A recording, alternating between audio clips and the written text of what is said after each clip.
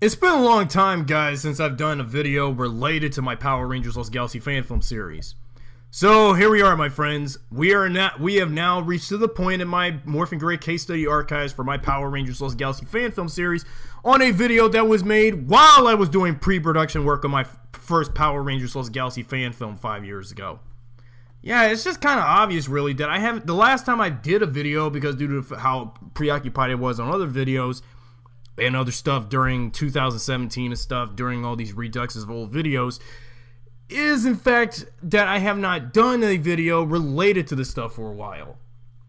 Maybe, I don't know, maybe it's because people just got sick and tired of me bantering about something that I was beating myself up over because of, oh, how it failed earlier. Excuse me.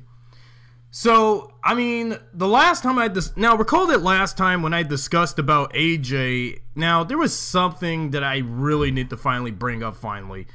It just took me now 5 years now to get to the point where I have to actually now say this about AJ and on why he was let go from my Power Rangers Lost Galaxy fan film series. Due to the amount of, well, call-outs, harassments, and stuff like that, I think there is something I need to say about the character of AJ that, and speculation on why, about the harassments and the deal about the whole guys shouldn't be the Yellow Ranger, because every season of Power Rangers, with the exceptions of a few, that Yellow Rangers and Power Rangers have always been predominantly female. Because how the heck is Power Rangers going to have 4 guys and 2 girls, and how they're going to have another girl on the same Ranger team? Well, with the exception of the fact that, like I mentioned last time, that the Sentai's that Mighty Morphin, Lost Galaxy, Lightspeed Rescue, Time Force, and Wild Force were adapted from in the TV show side of things. Their Sentai counterparts, of course, were male, and their Power Ranger counterparts were female. And whenever they do cut, between American footage to Sentai footage with the 2 females as those Yellow Rangers, their Sentai counterparts have always been male. Now, the problem why I had to get rid of the character of AJ, and one of the reasons why I had to regret 7 to 8 years later when I started this stuff, why did I play him and why I was picked on by, like I said in the last time in this the redux of his video on this archive stuff about my dad, in terms of why he didn't like the fact that I was playing the Yellow Power Ranger. And especially from a season of Power Rangers that I've been a fan of for now 19 years at this point at the time of this video. And at the time of this recording, it has been over 8 years since I've started these Power Rangers Lost Galaxy fan films, even obscurely through Ranger Wiki and several other things I was doing, coming in on the internet, posting whatever the crap I want. But in fact, though, there was kind of some reasons for that. I know it's been almost, well, come late August, mostly September of this year, come after it's been 8 years since 2010, back when we didn't have any new Power Ranger seasons or anything besides that dumbass reversion that Disney did of season 1, and when Saban came back middle in the year of 2010, 8 years ago, to get the rights back and bring the show to Nickelodeon and stuff. While in the meantime, while all decade long of the 2010s, while everyone in the fandom was focusing on the Neo Saban seasons, and then the 2017 Power Rangers movie, and then the 2 anniversaries of the 20th and the 25th, and as well as other things about Power Rangers, I was one of the many people in the fandom that's had, that's like out in the water somewhere, or whatever you like to say, where I've had such a hard time trying to do something to please those in the fandom, even if they don't know me that much. But now, since it's been over 5 years to get to the damn point, now you know exactly who I really am on this channel. Aside from the fact that when I do videos about Neo Saban, I do yell and scream and cuss and get complaining and always whine and complain about how the show has been. But when it's the fan film stuff, it's like, okay, it seems like when I talk about the TV show, I tend to yell and scream and yell about what the heck is going on with the Neo Saban era. When I talk about my fan film stuff here, like about my interpretation of Power Rangers Lost Galaxy, which is set in an alternate continuity, mind you, I tend to beat myself up over, oh, how the trolls won against me because of the fact they didn't like the fact I was doing puppets and stuff for characters, and I actually have real people who are legit Power Ranger fans of later seasons, not just Mighty Morphin all the time, who want to be involved in my film. And I guess it goes to show it's like nobody wants nothing to do with me, or I don't want nothing to do with other people, or let's just say it's a bit of both. Now, about the character of AJ, one of the speculations that I had brought up in my Redux Morphin case study, and then an expansion from what I should have said in my original versions of those 4 videos, which I had to condense for the Redux 2 last year. I think, I hate to say this, and this is going to be hard to say. Now, this is not me saying I'm coming out. This is the character of AJ that's coming out. I think due to all the speculations and such and stuff about the character of AJ and why his character is the worst Gary Stu of all Power Ranger OC characters, I do think that basing on some of the things that happened, no, it's not about me again, guys. Don't confuse me for the character I once played with myself in reality, outside of character. I think in context of the fact that, you know, in terms of these films and what I've done over the course of this stuff for the films, I think I have to say this, but AJ Weems, the Yellow Ranger of the Marsh-Verse, is gay. And I hate to say it because AJ, the character, is gay. Well, I had to say it. AJ is gay.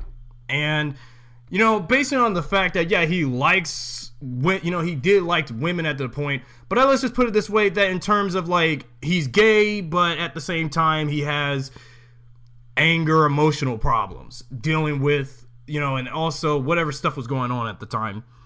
Because let's put it this way, that with AJ being gay, let's just say that he has this sort of love and hate thing for Tony. And I'm not saying that my Red Ranger of the Morphin, you know, of the Marsh-Verse is gay. When knowing the character, Tony Marshall, the character in my Power Rangers Lost Galaxy fan film series, and the Marsh-Verse overall is straight. He has multiple love interests that are female. He never, I mean, if I made Tony gay, he would be into people like AJ. But no, I decided to keep the character straight because I think.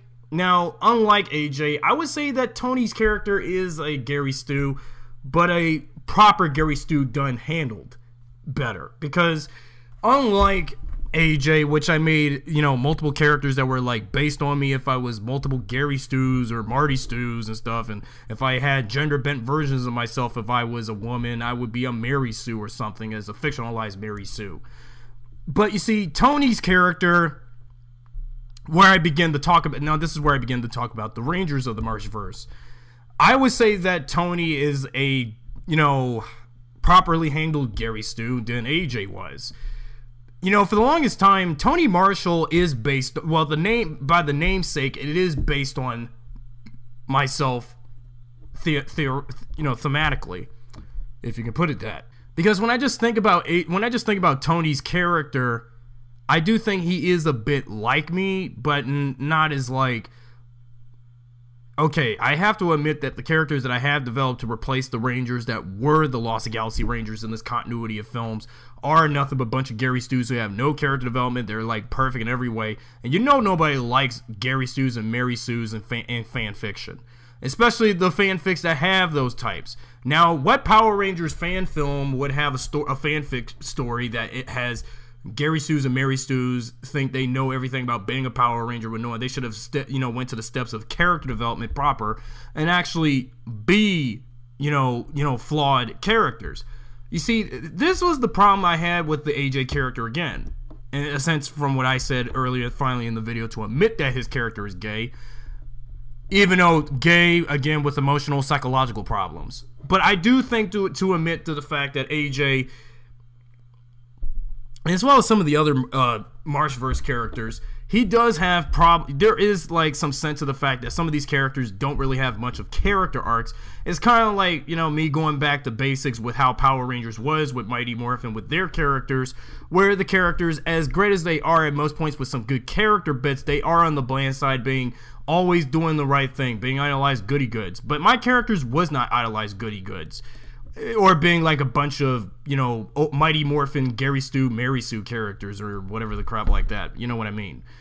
But you see, now I wouldn't say that about the Lost Galaxy characters being Gary Sues and Mary Sues. Every character in Power Rangers over the last 25 years at the time of this recording, each Ranger has flaws and weaknesses. Well, I would say save for Tommy. But at the same time, you got to realize, you got to bring, looking back on the earlier days of Power Rangers, the characters didn't really have much of depth and development to them. Whereas in later seasons, mostly starting with Lost Galaxy, then we start seeing character development and dimension and depth to their characters. Whereas the characters from the Zordon era, sans the villains and Bulk and Skull, they actually had more to deal with in terms of what they were doing during the early days. But again, starting with Lost Galaxy, since I've always been a fan of Power Ranger seasons like that, where we get more development and dimension to the characters, I do think that this is why I want to see Power Rangers like seasons like Lost Galaxy since then start developing characters and actually have the show care about his characters. Even though again in later seasons after Lost Galaxy, and hence that's why I've acted like Lost Galaxy is the best ever and the better Power Ranger season than any season that came in between it over the 25 years of the show's existence now. But you see, I have to admit that one of the reasons why I treated Lost Galaxy like it was the better definitive Power Ranger season when no one isn't, and I kind of realized that, you know, it's a great series, but it was a thing. But again, what they did was great, but I just got to move on with what they had in store for with other seasons. And then also during my rewatches of some of these later seasons, the ones that I've been aware of for a long time, like Lightspeed Rescue and Time Force, I had to look back on some of the things that I glossed over when I was watching those seasons as a kid after Lost Galaxy ended. So, and then looking back, and one of the reasons why I established the Marsh-Verse is because, you see, basically Power Rangers Lost Galaxy, Lightspeed Rescue, Time Force, and Wild Force were all part of the Zordon era. And you see, for the longest time since after Wild Force ended, and when we entered the Disney seasons, I began to be more very nostalgic for the post-Zordon era, because that's when Power Rangers was getting mature and darker with their themes and characters, and hence that's why I've been more fascist and being a big fan of that era for so long.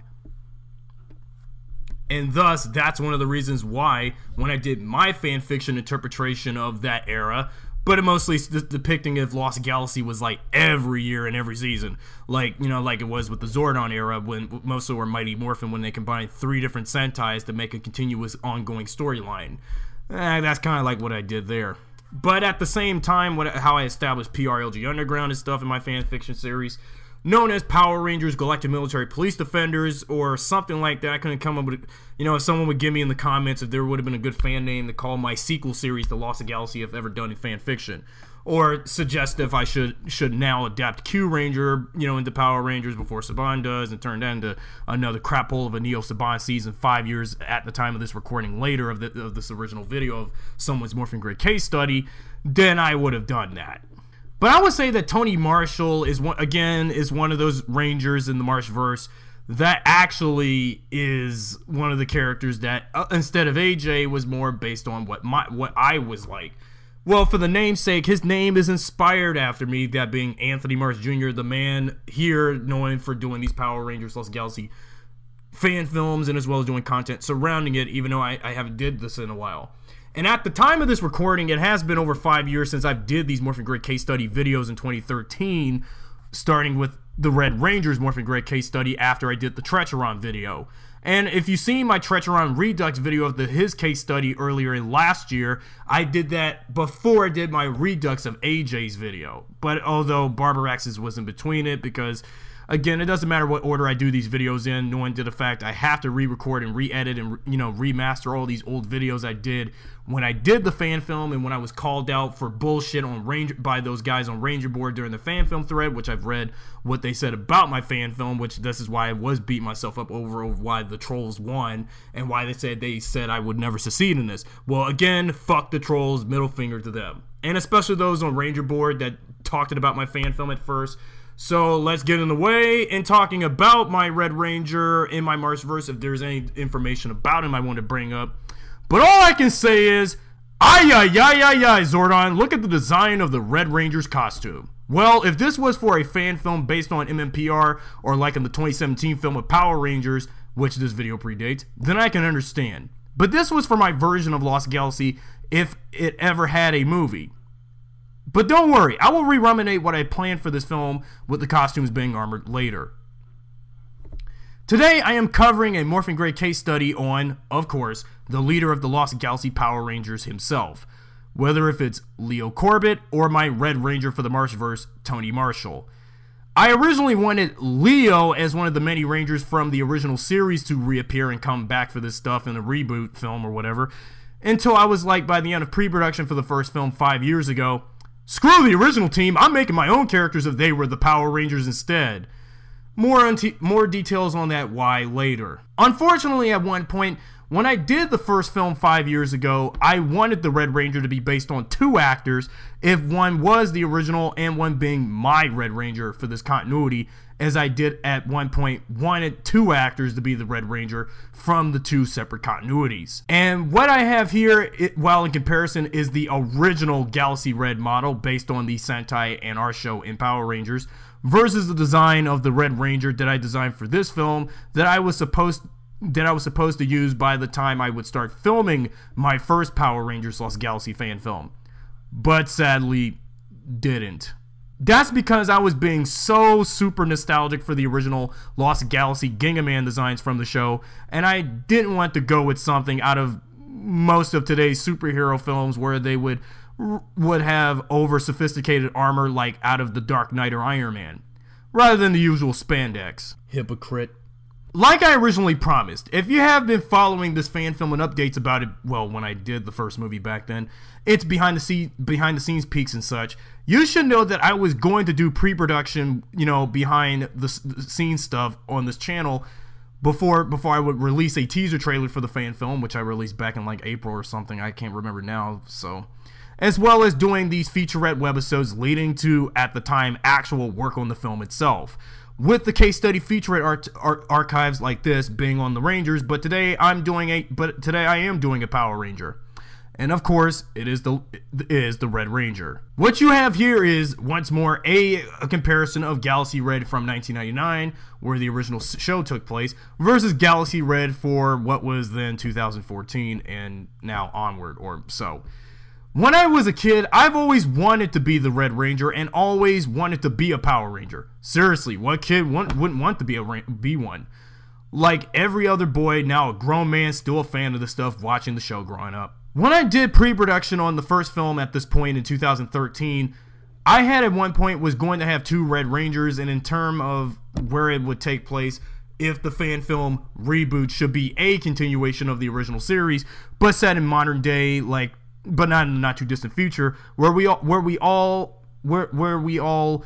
are in this day and age. In terms of about also the 2 Reds, if Leo should return as Red Ranger in this continuity along with his team from the actual series, or go by what characters I have already created made exclusively for these films of Power Rangers Lost Galaxy. I decided to go with the characters that I have in my PR fanfic universe rather than the canon characters like Leo, because if I went with the originals and remake them from in deviation of how fans remember and know of the Galaxy Rangers from Prime Power Rangers continuity, it would not be the same. So that's why I would end up going by their, and then I would have also end up going by their character names only, and not their pre-established backstories and personalities from the TV show, and a then reimagined reboot that I once wanted to be dark in a stance. Looking at you, Power/Rangers. When I started fan castings for the characters, puppets aside, I originally wanted the following actor to represent the Red Galaxy Ranger, whether if it is again Leo or my character Tony in the 2014 Onward universe. I can't do both. Would it have been Leo Corbett, the Red Galaxy Ranger, the original, or my OC Red Galaxy Ranger, Tony Marshall? Even though the Red Ranger underneath that actor likeness, as neither of the 2 of them doesn't feature the likeness of my then former celebrity idol, you know who, Tobey Maguire, who I wanted to be my likeness and inspiration for my Red Ranger. The OG Spider-Man from the Sam Raimi films himself, but I no longer want photos of his likeness anymore because reasons.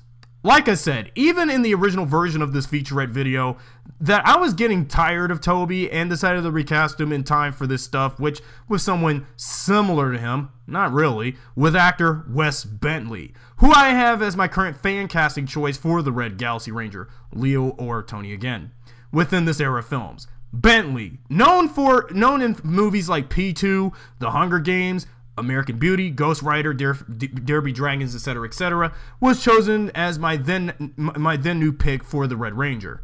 Sorry, Toby. Let's start with Leo first and then go back to my OC Red Ranger.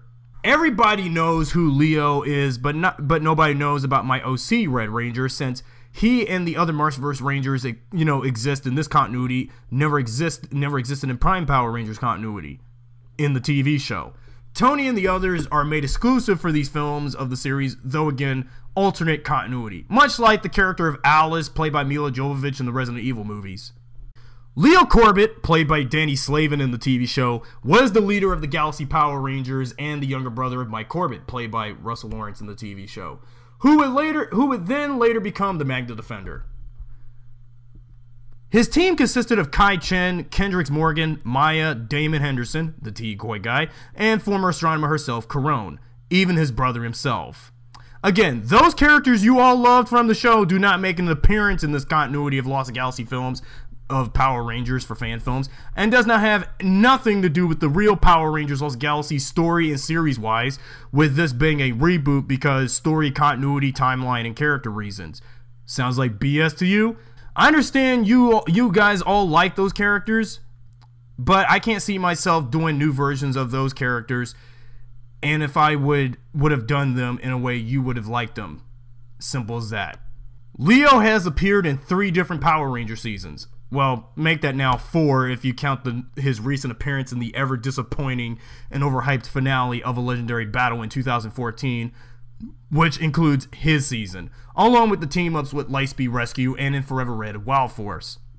When I did this video originally in 2013, it was marked as though that with Forever Red, that was the last of Leo at the time, but by the time Megaforce came along, and when I heard what returning Rangers would come back for the anniversary episode, I was glad that some of the Lost Galaxy characters would make an appearance to represent their season in the Legendary Battle. The 20th anniversary episode of Power Rangers. Yeah, I know, it was disappointing and it sucked, but hey, my Lost Galaxy fan film that year was still better than the 2 seasons of Megaforce. Whereas my Red Ranger of Tony was still better than Troy. But not by much.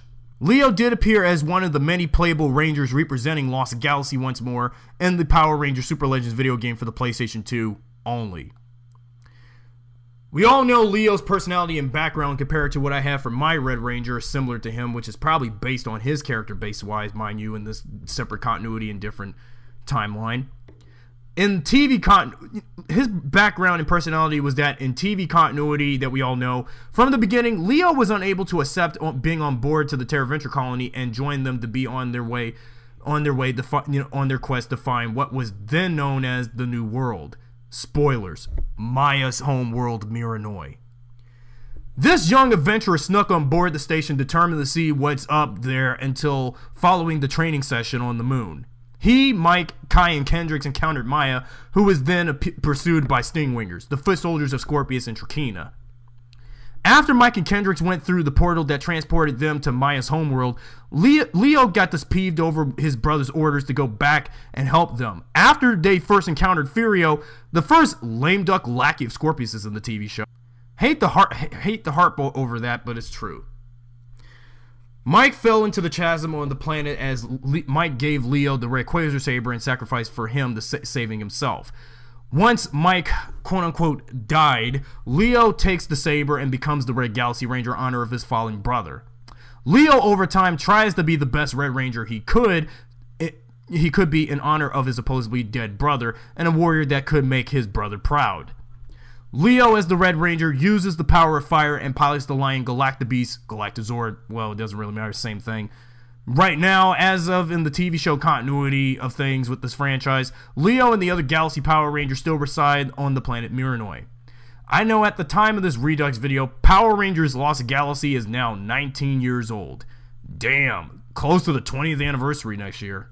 When Lightspeed Rescue came around a year later, when Tri-Skull and his ghouls appeared to attack on Miranoi, Leo took on the powers of the Red Ranger once more, stand-in actor and voice aside, and followed him to Earth, where the Rangers of most of the recent and later seasons reside, since Galaxy's team was on a space colony, later an alien planet, where he helped the Rangers of Lightspeed help him to defeat Tri-Skull and Trakeena. In the 10th anniversary Red Rangers only episode, Forever Red of Power Rangers Wild Force, when the Machine Empire, now led by Beetleborg costume recycled rejects, force an unearthed Serpentera to attack the universe again, Leo teamed up for the final time with 9 other Red Rangers, including the original Red Mighty Morphin Power Ranger himself, Jason Lee Scott, and the then latest at the time 10th entry of Red Rangers, Cole Evans, leader of the Wild Force Rangers, and a Guardian of the Earth, as they traveled to the moon to stop them. Not so long ago, for the 20th anniversary of Power Rangers in Megaforce during its super season, okay, let's briefly talk about that. It was nice of a surprise to see Leo, Damon, and Corone again, but in the way how the so-called legendary Ranger cameos came about, it was all for nothing more of a nostalgia trip rather than something of importance for the then at the time Megaforce team. This is why 99% of the fandom hates Megaforce. The Mega Rangers are so cocky and hated that when it came to the legendary Rangers making their long-awaited appearances in the legendary battle portion of that awful finale, they made the veteran Ranger cameos look very stoic and redundant, especially the Lost Galaxy cameos. Ugh! Looking back on that, they had little to no dialogue. Hell, they never bothered giving the Lost Galaxy Rangers a tribute episode during Super Megaforce, considering 2014 was the 15th anniversary of Power Rangers Lost Galaxy in itself at the time. But nope! Again, my fan film of Lost Galaxy, regardless of what trolls in the fandom said and such about my film, I'm looking at you as well, those on Ranger Board, from 2014, when I made this content originally, at least my fan film of Lost Galaxy from that time in 2014 is still a better crap pile of something related to the franchise's namesake than Megaforce, and even currently Ninja Steel. Now with Tony. On this side here is about a Red Ranger and fan film reboot of Lost Galaxy that I made up that never existed in the main canon of the TV show, much like the other Marsh-Verse Rangers and general characters. Oh geez, not covering the wiki portion and stuff like I did in the original video. Moving on. Tony in the Marsh-Verse of Lost Galaxy, if it were to be in continuation of the original series, but it isn't apparently for those who haven't seen this video or so years later, is the second generation Red Galaxy Ranger in this universe, since according to in my fan film continuity, Leo and his Galaxy Rangers are retired. Tony compared to Leo's team, Tony's Rangers, comprise of, which in my continuity, mind you, has numerous people that have come and gone, filling in the yellow and pink Ranger slots, while green and blue has always remained the same in those slots according to my series. His Rangers include Brown Jones and Will James, along with the following formers. Notably, AJ Weems, which we discussed last time as my former character, Gwen McQueen and Wendy O'Hara, as a yellow and 2 pinks respectively. We'll discuss Siri another time. His brother Jesse, like Leo's brother Mike in the main universe, is the Magna Defender in this continuity. Thorne Campbell, who I will discuss next time, was part of the team only in the 2014 film as the Yellow Ranger. Let's take a look at the character with Wes Bentley's likeness on the puppet. This was an unused design of the suits that I was going to use for the film from the get-go. If you have seen the Morphin paper puppet maker featurette that I've done for Tony on this channel earlier 5 years ago, you should know that you should have seen me craft this version. You should know that what you see me craft this version was a reused puppet model of the Red Ranger that I was about to use in 2011. When I was about to do a make-up sequel to Power Rangers Lost Galaxy The Rise of Trakeena, known as Power Rangers Lost Galaxy Galactic Underground, or Power Rangers LG Galactic Underground as briefly known, which was quickly scrapped due to creative differences and difficulties personally, and a poorly planned script. When I wanted before I abandoned Tobey Maguire's likeness and later used Wes Bentley later on throughout most of the films currently, the character would have been inspired by the likeness of actor Jake Gyllenhaal. Until I canned the project because the fact that The Rise of Trakeena wasn't working out, I had to no choice but shut the project down thanks to what I did at that pep rally I mentioned multiple times before, and etc.